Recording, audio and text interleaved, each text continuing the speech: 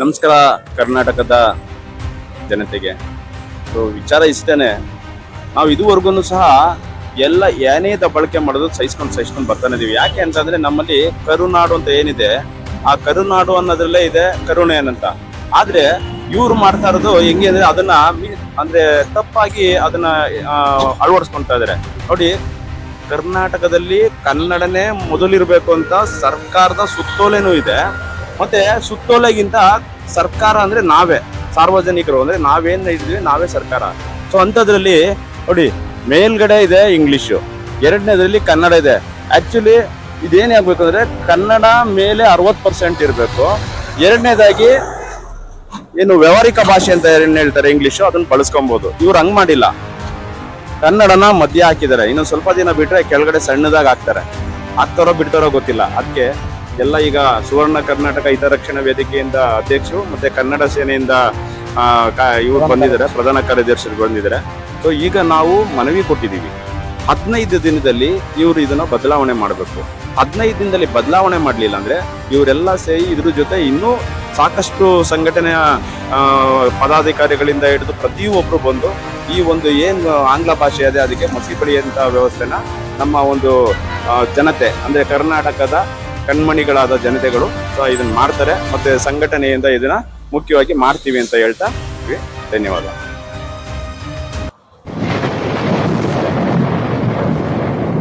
ಎಲ್ರಿಗೂ ನಮಸ್ಕಾರ.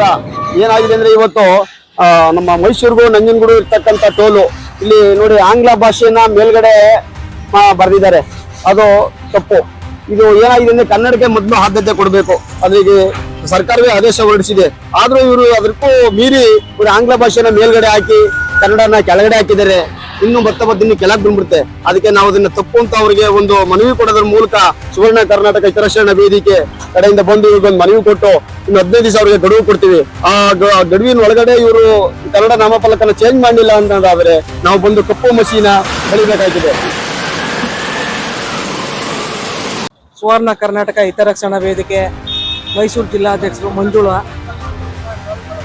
ಇವತ್ತು ಏನು ಮಾಡ್ತಾ ಇದ್ದೀವಿ ಅಂತಂದರೆ, ಕನ್ನಡ ಉಳಿಸಿ ಕನ್ನಡ ಬೆಳೆಸಿ ನಾವು ಹೇಳಿ ಸಂಘಟನೆಯವರು ಈ ಒಂದು ಕಾರ್ಯರೂಪಕ್ಕೆ ತರಬೇಕು ಅಂತ ಮಾಡ್ತಾ ಇದ್ದೀವಿ.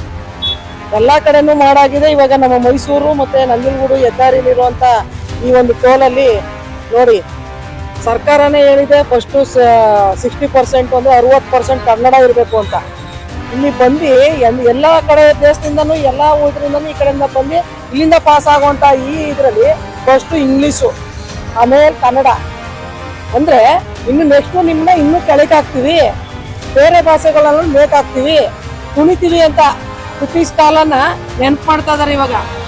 ಅದಕ್ಕೆ ಕನ್ನಡದವರೆಲ್ಲ ಎಚ್ಚೆತ್ಕೋಬೇಕು. ನಾವೇನೋ ಮಾಡ್ತಾ ಇದ್ದೀವಿ ಅಂತ ನೋಡ್ಕೊಂಡು ಹೋಗೋದಲ್ಲ. ಇವತ್ತು ಕನ್ನಡಕ್ಕೋಸ್ಕರ ಹೋರಾಟ ಮಾಡಿ ಎಲ್ಲ ಮನೆಗೆ ಎಲ್ಲ ಹೋಗಿದ್ದಾರೆ. ಈಗ ನಾವೊಂದಷ್ಟು ಸ್ವಲ್ಪ ಜನ ಉಳ್ಕೊಂಡಿದ್ದೀವಿ. ನೀವು ನಮ್ಗಳಿಗೆ ಪ್ರಾಮುಖ್ಯತೆ ಕೊಡಬೇಕು. ಇವತ್ತು ನಿಲ್ಲಿಸಿ ಈ ಕನ್ನಡನ ಮಾಡ್ತಾ ಇರೋದು ಇದು ಒಳ್ಳೇದು ಅಂತೇಳಿ ಸರ್ಕಾರನೇ ಇವತ್ತು ತಿರ್ಗಾ ರಿಪೀಟ್ ಹೇಳಿದೆ. ಇವ್ರು ಕೊಟ್ಟಿದ್ದಾರೆ. ಇವತ್ತು ನಮ್ಮ ಸುವರ್ಣ ಕರ್ನಾಟಕ ಹಿತರಕ್ಷಣಾ ವೇದಿಕೆಯಿಂದ ಬಂದು ಕೊಡ್ತಾ ಇದ್ದೀವಿ. 15 ದಿನ ಗಡುವು ಕೊಟ್ಟಿದ್ದೀವಿ.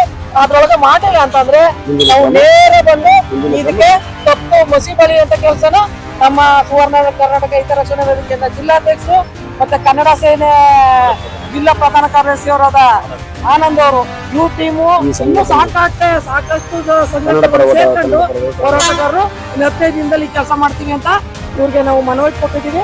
ಈಗ ಇದನ್ನ ಹೇಳೋ ಮೂಲಕ ಎಚ್ಚೆತ್ಕೊಳ್ಳಿ ಅಂತ ಹೇಳ್ತಾ ಇದೀವಿ. ಕನ್ನಡ ಬಂಧುಗಳೇ ನಮಸ್ಕಾರ.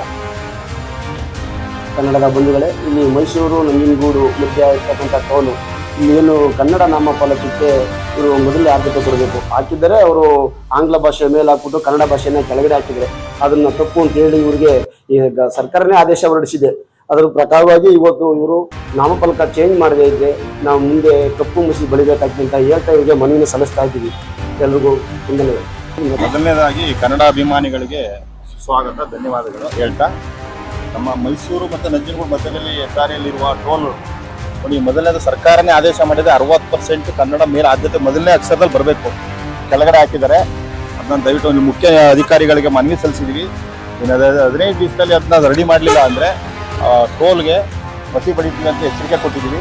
ಮತ್ತು ಎಲ್ಲ ಕಡೆ ಆದಷ್ಟು ಹೋಟ್ಲ್ಗಳು ತಮಿಳುನಾಡು ಬಾರ್ಡರ್ಗಳಲ್ಲೆಲ್ಲ ಬರೀ ಇಂಗ್ಲೀಷು ತಮಿಳು ಎಲ್ಲ ಬರ್ತಾ ಇದೆ, ಕನ್ನಡ ಬಗ್ಗೆ ಅಸಡ್ಡೆ ತೋರ್ತಾ ಇದ್ದಾರೆ.